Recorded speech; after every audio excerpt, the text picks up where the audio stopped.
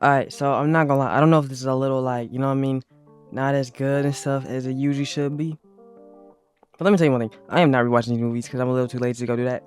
But if there is one thing I do remember about each of these movies, Potato Head is the biggest hater I've ever seen in my life.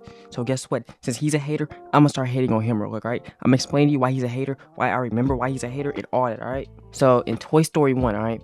People keep saying that Woody, oh snap, he's in the wrong, he's in the wrong, he's in the wrong. I don't care. He might have his moments here and there, right? But something that I haven't seen as many people pick up on until recently is the fact that Potato Head is the one that was really in the wrong. Every chance he got, he hated. Anytime Woody did anything, he hated. Anytime Buzz did anything, he hated. Anytime Dino, whatever his name is, I forgot what his name was, whatever, he hated. Slinky could be slinking around, not even on purpose. Andy could be doing it, and guess what? Potato Head's gonna break his little trance to hate on him. He's gonna risk himself being caught by Andy to hate. Like, this is the biggest hater I've ever seen in my life. So, let me say one thing, alright? Sometimes he has a valid reason, okay? When they were running around, he got hit and all his toppings fell off. Hey, that might be valid, okay? But he's so much of a hater that he deserves it, alright? You know what?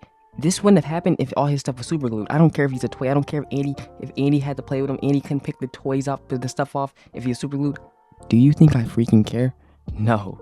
This dude was a certified hater. Everything he did, hate. Every single thing anybody did, hate. You know what? Mrs. Potato Head, she's not safe either. She is a hater too. She's a hater by nature. She's not even a hater because she hated. She most definitely said all this stuff in her head.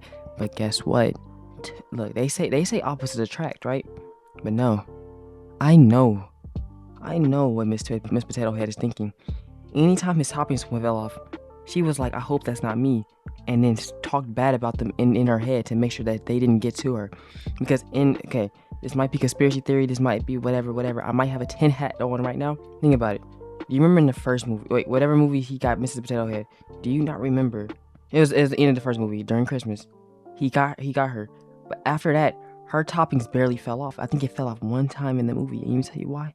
Because after that one time, she made sure that she put a spell on every single person. That's the reason why he conveniently got her the second that he got a dog, right? This is the reason why Potato Head mysteriously got with Mrs. Potato Head on the next movie. Let me tell you why. Because the second that she saw him, she was like, let me put a spell on you. I might be the best conspiracy theorist in modern time, okay? No, not even conspiracy theorist. I will prove this undeniably, okay? You remember the third movie when they were getting incinerated? Mr. Potato Head might have had a shocked, scared look on their face, but they were secretly happy.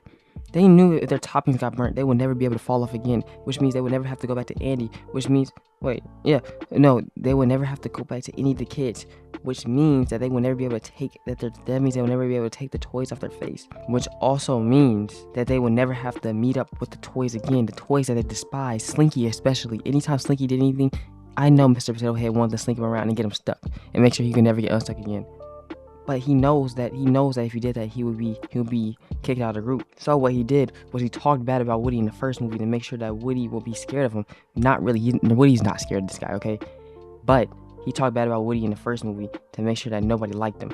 But guess what? It turns out Mr. Potato Head's plan backfired on him. Now nobody likes Mr. Potato Head outside of the movie, okay? Except for me. I actually don't dislike him at all, okay? But I can't break. I gotta go back to this. Alright, but look at this. If all these toys get incinerated, I would never have to see them again. Mr. Potato Head was like, then guess what? This spell I have on them, I would never have to maintain it. So look, if all of them get incinerated, Mr. Potato Head would just get rebuilt. And then Miss Potato Head, since she's a magician, she can put her conscience inside the other Potato Head, which means that if my theory is correct, both of them will be able to go into their next life, because guess what? Their toppings are the things that make them. You see?